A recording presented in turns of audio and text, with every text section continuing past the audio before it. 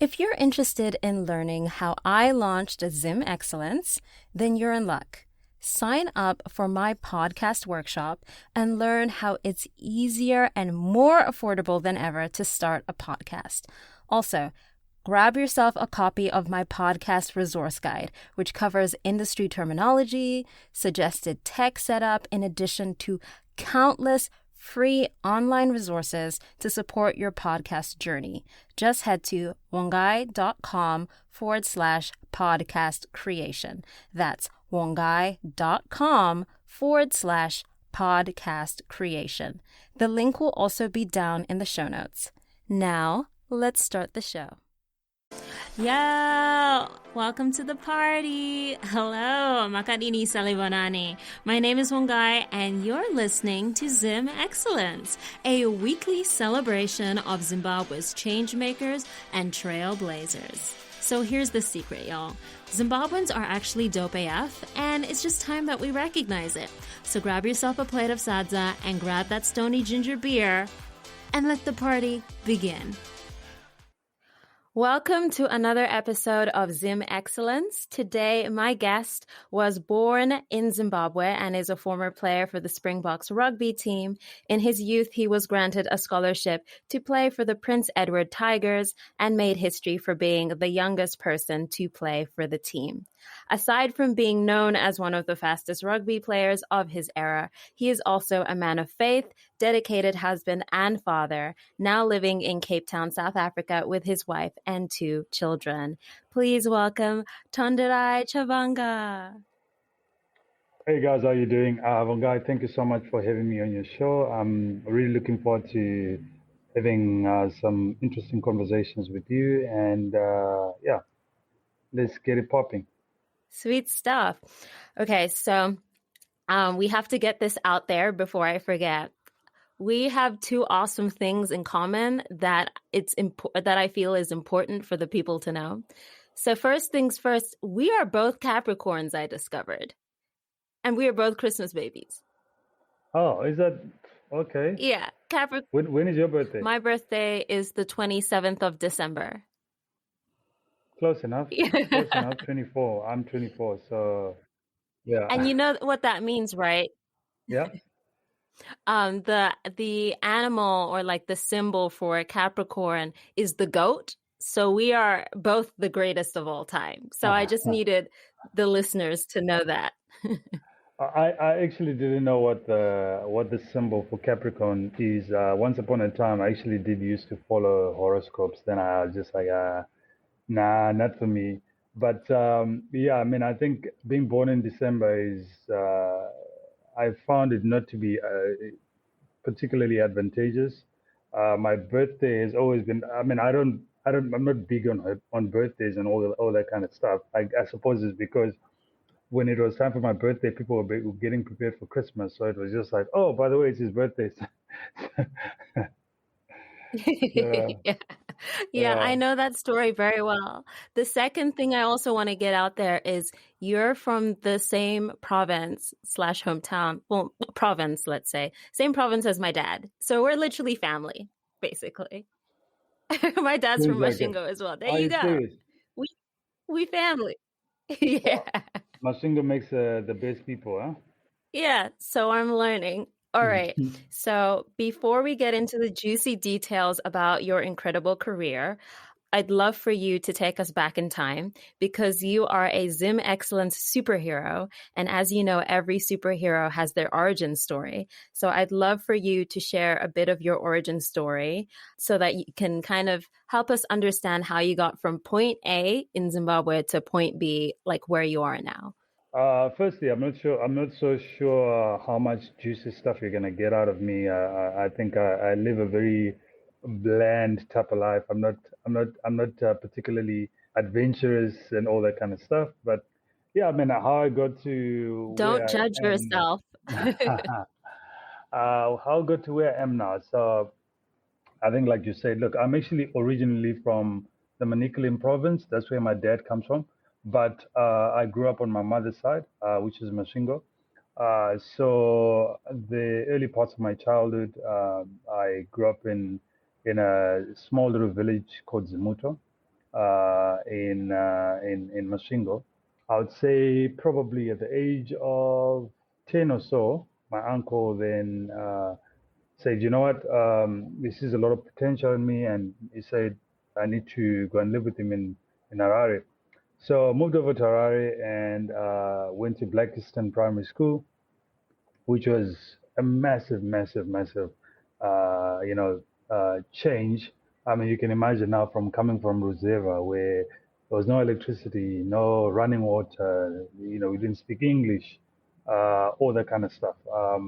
And then suddenly, like being in the city, bright lights, having to learn how to speak English. So, look, I was very fortunate. I think playing sport made life actually so much easier, and for me to actually transition into this new, all these new adventures that I was now exposed to.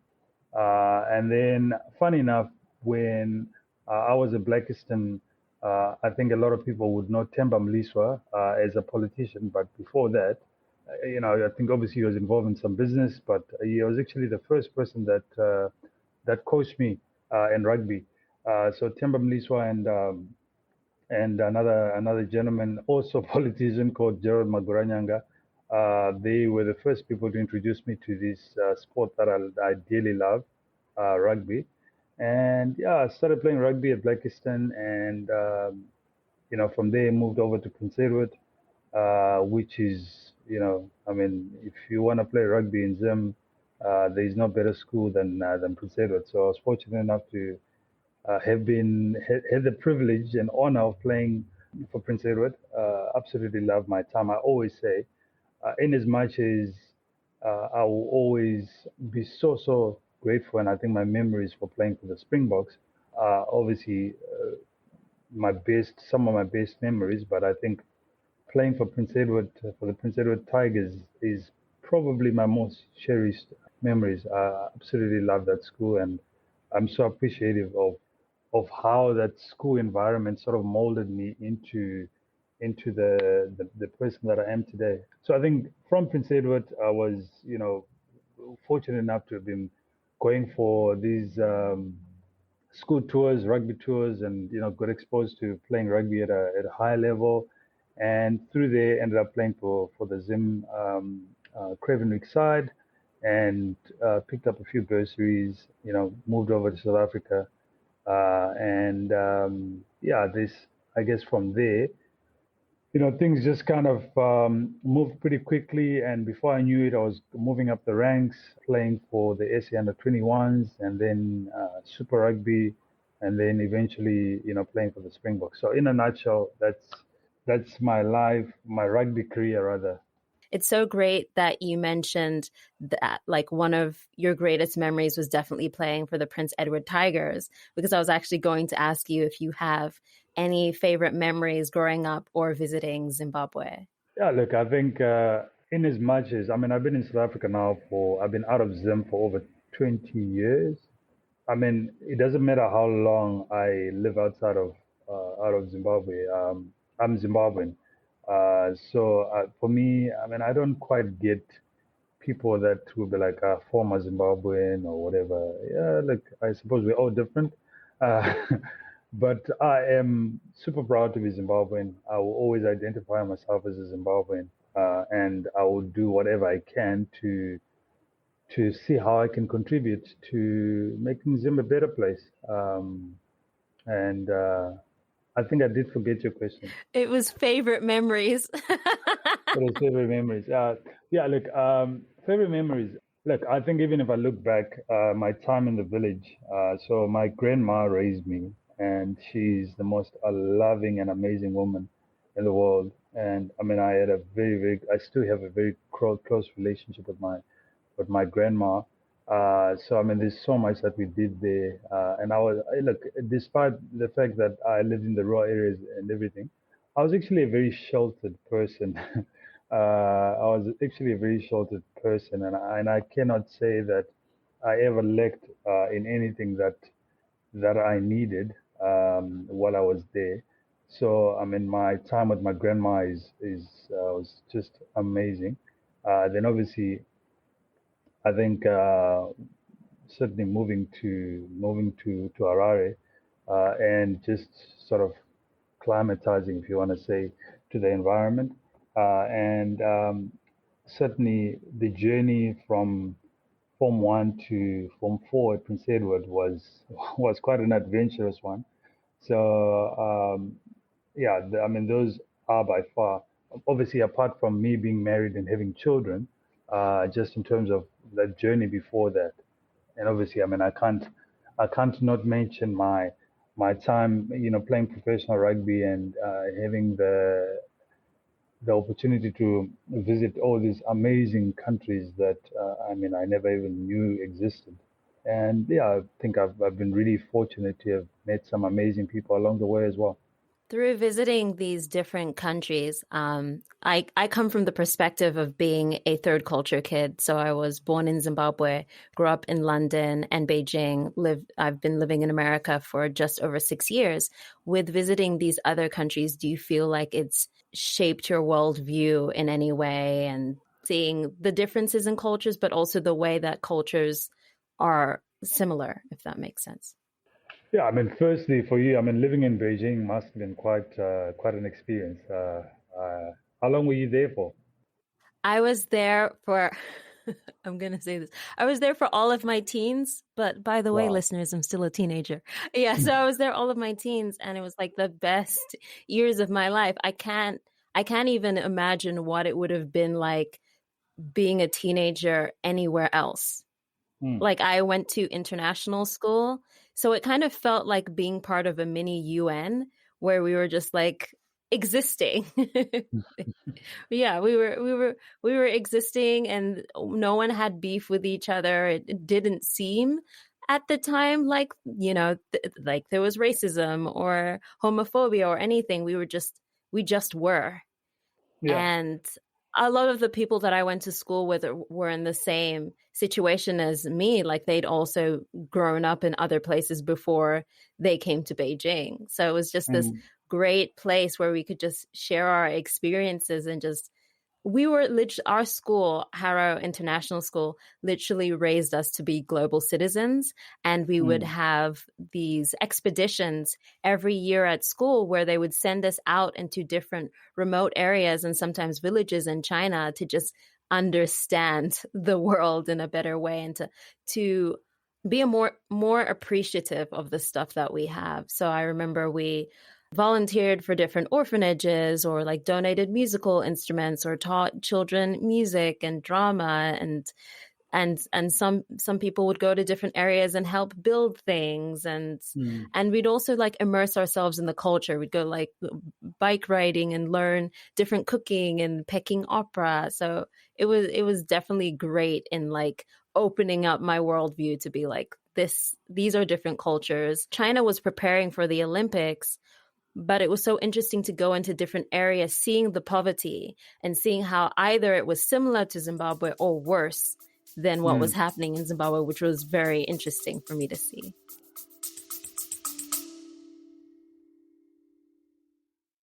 Today is a great day to start your own podcast. Whether you have a message you want to share with the world, or you think, ooh, it could be fun to have my own talk show like Vongai, getting started is easier than ever.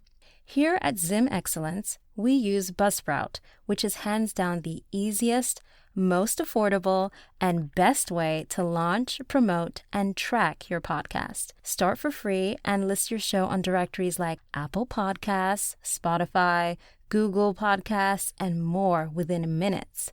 Podcasting isn't hard when you have the right partners, and the team at Buzzsprout is passionate about helping and teaching you to succeed. Just check out their YouTube videos. They are filled with tons of information. So join over 100,000 podcasters already using Buzzsprout to get their message out to the world.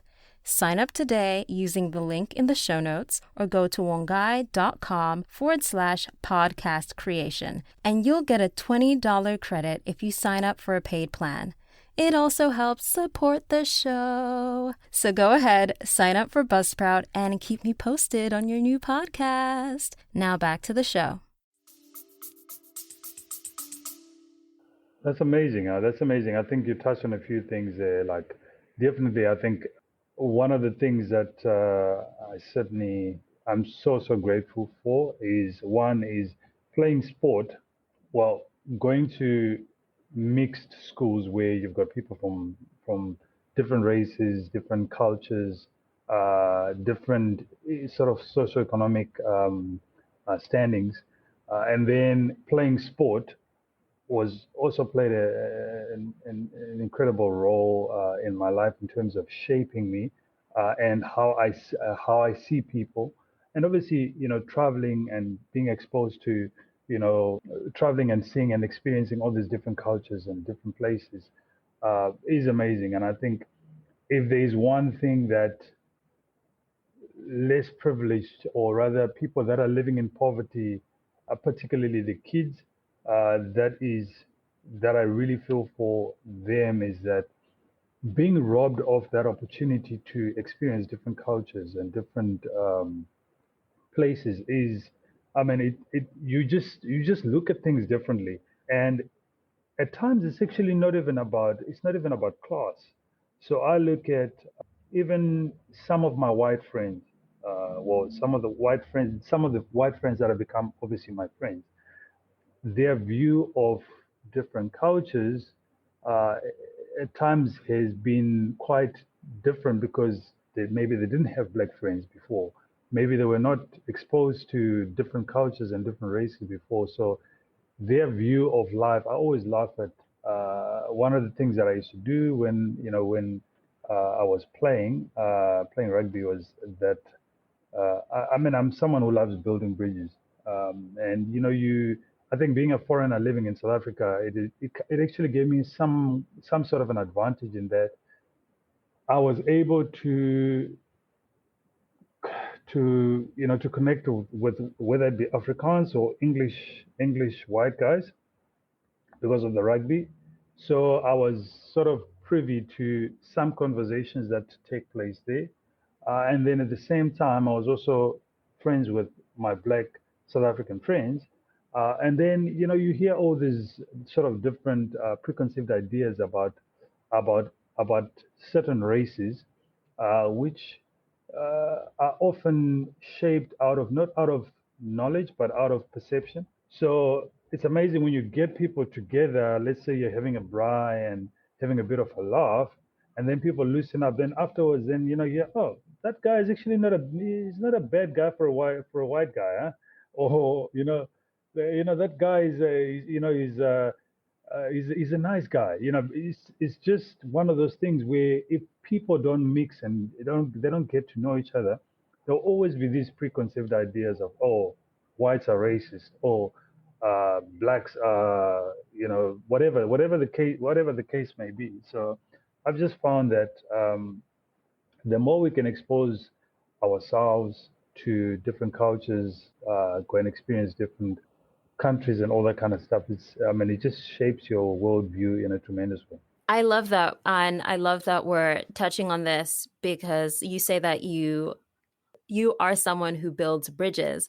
I call myself a connector. Actually, my friends say, Vongai, you're the plug. They call me the plug, but I see myself definitely as a connector, and I love talking to people, and it's great to have these conversations.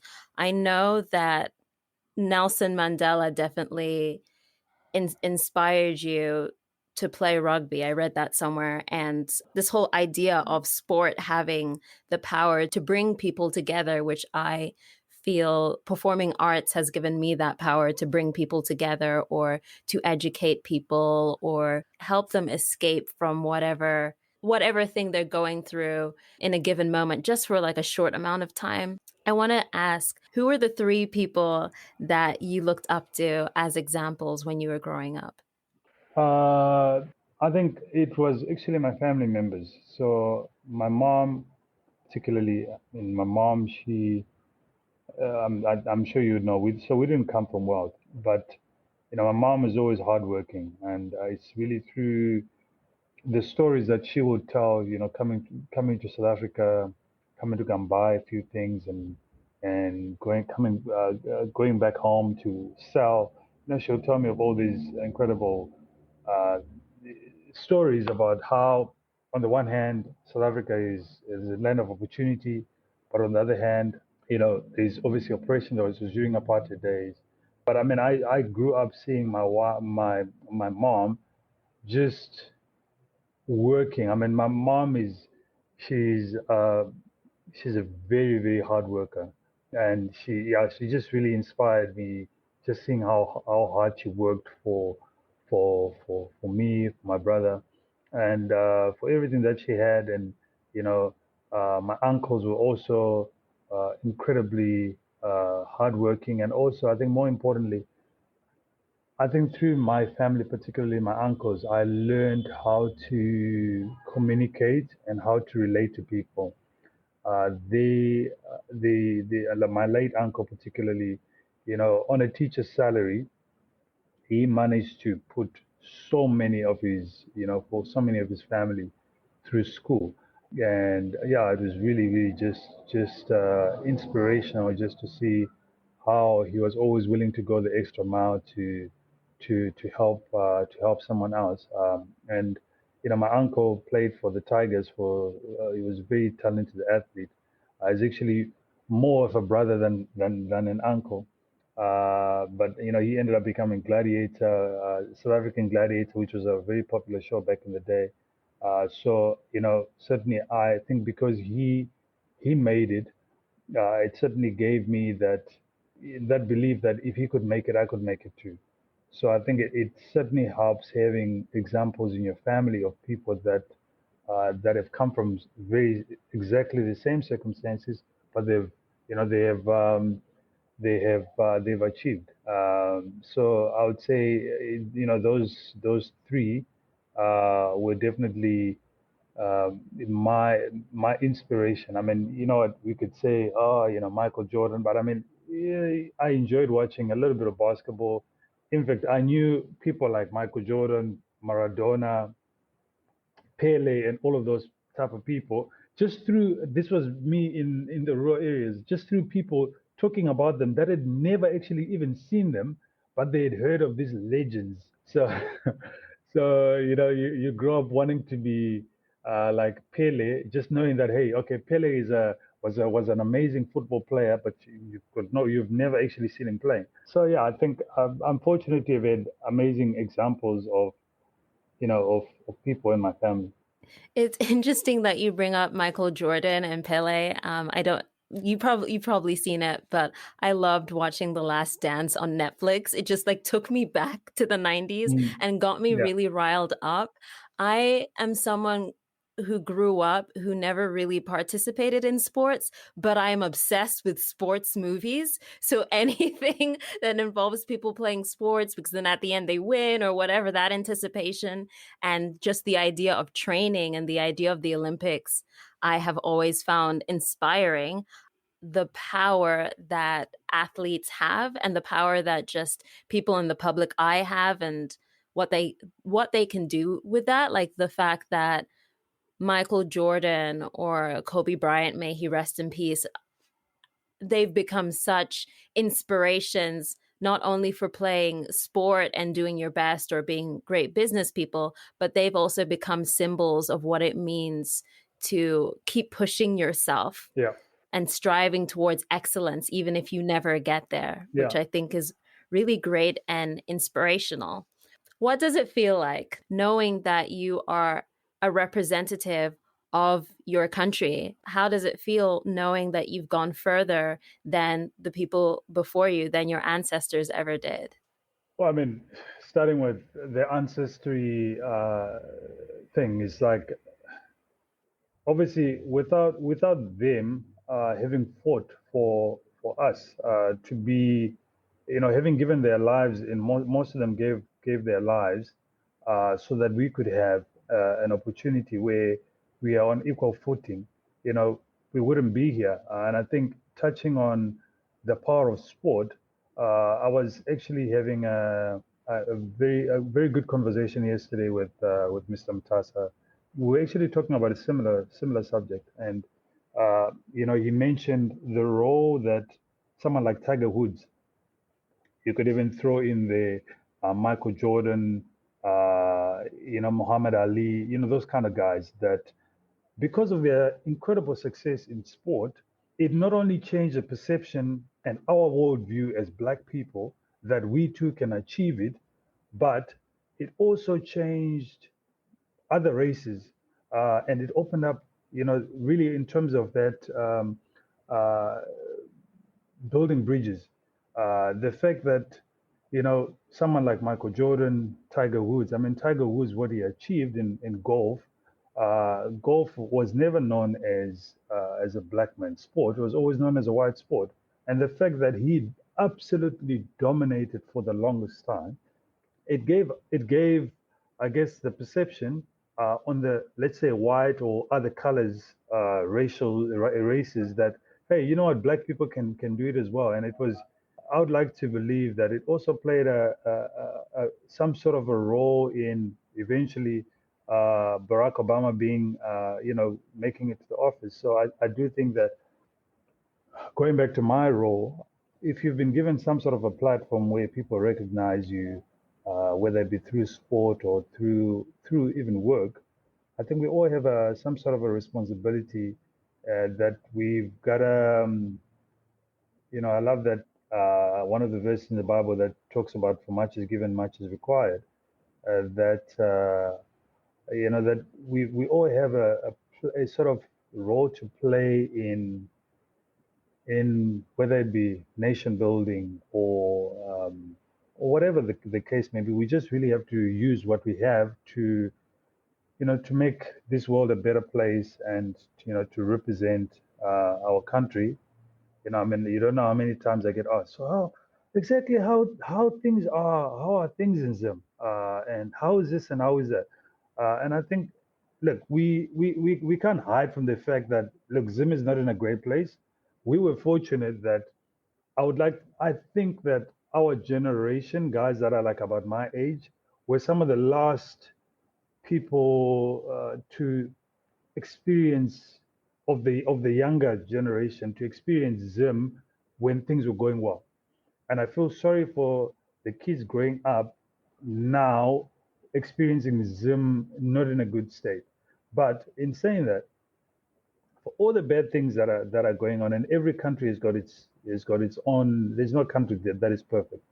There is certainly a lot of positive things that we can draw and we can say about our country. And I think, yes, the negative stuff can be addressed, but I think that, if we really focus on the amazing good things that we have,